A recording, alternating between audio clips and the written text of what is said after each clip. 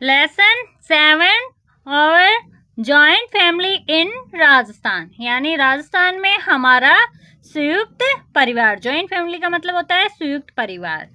Let's explore, draw a family tree for your family. तो अपने परिवार के लिए एक आप है ना फैमिली ट्री आपको बनाना है। तो आपकी ट्री दे रखा है जिसके अंदर आपको कुछ ना गोल घेरे दे रखे है, जिसके गोल सर्कल है, उनके अंदर या तो आप अपने फैमिली मेम्बर्स के क्या फोटोज लगा सकते हो या फिर नाम लिख सकते हो। फिर अब आपको एक कविता दे रखी है, let's recite A poem about family. आइए परिवार के बारे में क्या कहते हैं एक कविता पढ़े या फिर सुनाए। In Rajasthan land of sand and stone, यानी राजस्थान की रेत और पत्थरों की धरती में, यहाँ मतलब राजस्थान की जो भौगोलिक विशेषताएं हैं बताएगी है कि यहाँ बहुत से क्षेत्र क्या होते हैं, रेगिस्तानी और रेतीले होते हैं। A joint families bond is forever known, संयुक्त परिवार का रिश्ता हमेशा क्या होता है, मजबूत और जाना पहचाना रहता है। बॉन्ड का मतलब होता है यहाँ परिवार के सदस्यों के बीच में प्यार और संबंध के अर्थ में यहाँ पे बॉन्ड शब्द क्या है यूज में लिया गया है। Grandma, grandpa and cousins too, दादी, नानी, दादा, नाना या फिर चचेरे या ममेरे भाई बहन भी। Together we live and our joys renew, हम साथ रहते हैं और हमारी खुशियाँ बार बार क्या है, नई होती रहती है। The morning starts with laughter and cheer, सुबह हंसी और खुशी के साथ में क्या है हमारी मॉर्निंग स्टार्ट होती है, यानी परिवार में सभी लोग मिलजुल कर रहे तो घर का वातावरण क्या रहता है, खुशहाल रहता है। With stories and smiles loved ones near, अपने प्रियजनों के साथ होने से कहानियां और मुस्कुराहटों से भरा वातावरण क्या है, रहता है। The childrens learn from their grandparents ways, अपने बच्चे क्या है अपने दादा दादी या फिर नाना नानी के तौर तरीकों को भी क्या है, सीखते हैं। Respect traditions and the values of days, सम्मान, परंपरा और जीवन के मूल्यों को भी वो क्या है, सीखते हैं। रिस्पेक्ट यानी सम्मान, ट्रेडिशन यानी परंपरा, and the values of days यानी और जीवन के जो मूल्य होते हैं उनको भी वो क्या है साथ में सीखते हैं। In times of need we stand as one, जरूरत के समय हम सब क्या है एकजुट होकर क्या है खड़े रहते हैं, यानी परिवार का कोई सदस्य अगर कोई परेशानी में हो तो बाकी लोग भी उनका क्या है साथ में देते हैं। Supporting each other under the golden sun, यानी सुनहरी धूप के नीचे हम एक दूसरे का क्या है साथ देते हैं। यहाँ एक सुंदर मतलब ये गोल्डन सन का मतलब यहाँ पे क्या है राजस्थान की धूप और वातावरण को भी यहाँ पे क्या है दर्शाता है। Our love and care a shelter from life's storm, यानी हमारा प्यार और देखभाल जीवन की परेशानियों से क्या है बचाने वाली छतरी या सहारा है। शेल्टर का मतलब होता है आश्रय या सहारा। लाइफ स्टॉर्म यानी जीवन की परेशानियां। A joint family's bond forever strong, यानी संयुक्त परिवार का रिश्ता क्या होता है हमेशा मजबूत रहता है। तो कविता का जो मतलब ये आपको पोएम दे रखी है उसका मतलब मुख्य मतलब यही मैसेज है कि परिवार का प्यार, सहयोग और एकता हमेशा क्या है मजबूत ही रहनी चाहिए। अब आपको दे रखा है लेट्स लर्न न्यू वर्ड्स दे रखे हैं। तो let's learn some new words and make sentences using them, one sentence is made for you. तो आइए अपन क्या है कुछ नए शब्दों को सीखते हैं और उनका उपयोग करके फिर क्या है कुछ वाक्य बनाते हैं। तो आपके लिए एक वाक्य पहले से क्या है, one sentence is made for you, आपके लिए एक वाक्य बनाया गया है पहले से ही। कौन सा है, फॉर एवर। फॉर एवर का मतलब क्या होता है, फॉर एवर फॉर ऑलवेज, यानी हमेशा के लिए या फिर सदैव। फॉर एवर यानी हमेशा, यहाँ पे क्रिया विशेषण एडवर्ब यूज में किया गया है। एग्जाम्पल क्या दे रखा है आपको, we will remember our families forever, हम अपने परिवार को क्या है हमेशा याद रखेंगे। अब आपको और खुद को शब्द बनाने हैं जिसके अंदर आपको कौन कौन सा दे रखा है, जैसे फर्स्ट दे रखा है चीयर, यानी हैप्पीनेस, नाउन है चीयर। तो मीनिंग क्या है उसका, खुशी या फिर प्रसन्नता। इसके लिए अपन क्या है सेंटेंस क्या बनाएंगे, my family fills my heart with cheer. फिर एक दे रखा है रिस्पेक्ट, रिस्पेक्ट यानी to like and admire someone, यानी किसी को पसंद करना या फिर उसका क्या है सम्मान करना। फॉर एग्जाम्पल के लिए we respect our grandparents, यानी हम अपने दादा दादी या नाना नानी का क्या है, सम्मान करते हैं।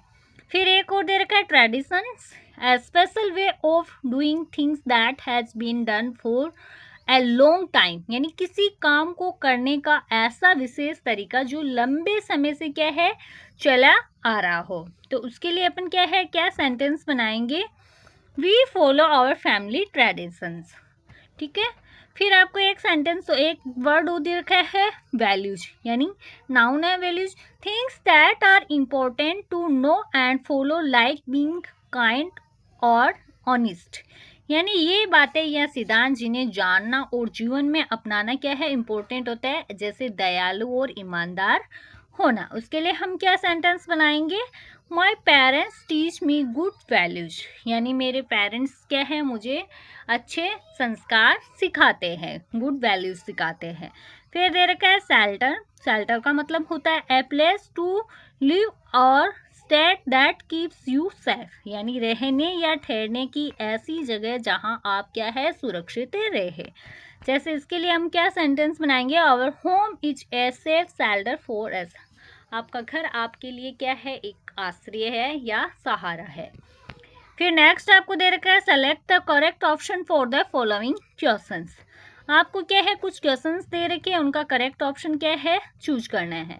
फर्स्ट क्वेश्चन क्या दे रखा है, what does tradition mean in the poem, तो आपको जो ये पोएम दे रखी है उसके अंदर ट्रेडिशन का क्या अर्थ है।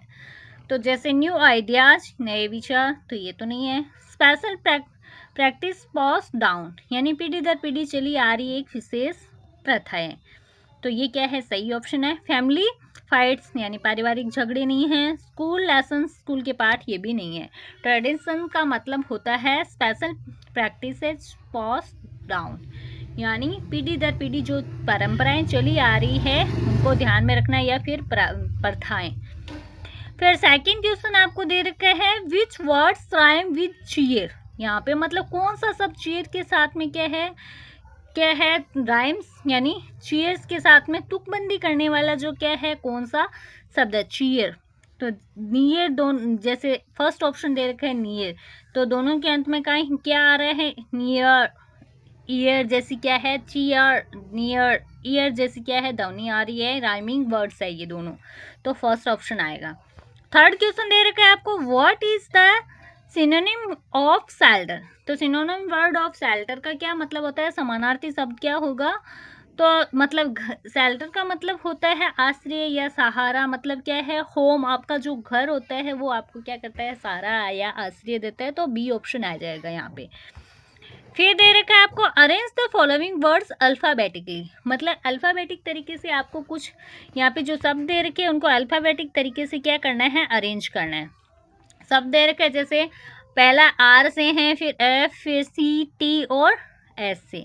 Respect forever, cheer, tradition and shelter, तो सबसे पहला अल्फाबेटिक तरीके से यहाँ पे ए से कोई स्टार्ट नहीं हो रहा, बी से नहीं हो रहा, सी से भी हो रहा है, जैसे चीयर तो फर्स्ट आ जाएगा, फिर एफ, फिर आर, फिर एस, फिर टी, तो cheer forever, respect, shelter and traditions, इस तरीके से हमारे वर्ड्स अरेंज करेंगे हम। फिर दे रखा है आंसर द फॉलोइंग क्वेश्चंस, निम्नलिखित प्रश्नों के आपको क्या करने हैं, आंसर देने हैं। फर्स्ट क्वेश्चन दे रखा है list the family members that live together in a joint family, आपको क्या है, उन परिवार के सदस्यों की सूची बनानी है जो संयुक्त परिवार में क्या है, साथ में रहते हैं। तो कौन कौन साथ में रहता है संयुक्त परिवार में, अपन जैसे ग्रैंड माँ, grandpa, cousin, parents and childrens live together in a joint family, तो जॉइंट फैमिली में कौन कौन रहते हैं, ये सभी क्या है, एक साथ में रहते हैं। इसका मतलब दादा दादी या नाना नानी, चचेरे ममेरे, भाई बहन, माता पिता और बच्चे क्या है, संयुक्त परिवार में क्या है, साथ में रहते हैं। सेकंड क्वेश्चन दे रखा है how does the morning start in a joint family, तो जॉइंट फैमिली के अंदर सुबह कैसे शुरू होती है, संयुक्त परिवार में सुबह कैसे स्टार्ट होती है। तो the morning start with laughter and cheer, जैसा कि पोएम के अंदर दे रखा है, सुबह क्या है, हंसी और खुशी के साथ में क्या है, स्टार्ट होती है। फिर 4 नंबर क्वेश्चन दे रखा है आपको, जिसके अंदर जैसे give below are some words from the poem, put them in the, ये 5 नंबर है, 4 नंबर ये रहा आपका, in the poem stone rhyme with known, find out some other pairs of rhyming words from the poem. तो आपको इसके अंदर क्या करना है, इसके अंदर इस तरीके से आपको ना कुछ ना स्टोन और नॉन इस ऐसे सब जिनके अंत में मिलती जुलती जैसी कोई आवाजें आ रही हो, वो क्या करना है आपको, क्या करना है उस सारे सब उस तरीके के शब्द ढूंढने हैं। जैसे कविता में स्टोन शब्द नॉन के साथ में तुकबंदी करता है, कविता में ऐसे कुछ और भी मतलब क्या है जो तुकबंदी वाले शब्द होते हैं उनको क्या करना है साथ में आपको क्या करना है जोड़ना है। जैसे कौन कौन से आ रहे हैं ये देखो, cheer, near, to, renew, way, dash, strong, strong और वेस डेज। इस तरीके से हम मतलब बहुत सारे शब्द यहाँ पे क्या है पेयर्स के साथ में लिख सकते हैं। जैसे स्टोन नॉन हो गया, चीयर नियर हो गया, टू रिन्यू, वेस डेज, वन सन, स्ट्रॉम स्ट्रॉन्ग, इस तरीके के वर्ड्स हम क्या है साथ में लिख सकते हैं।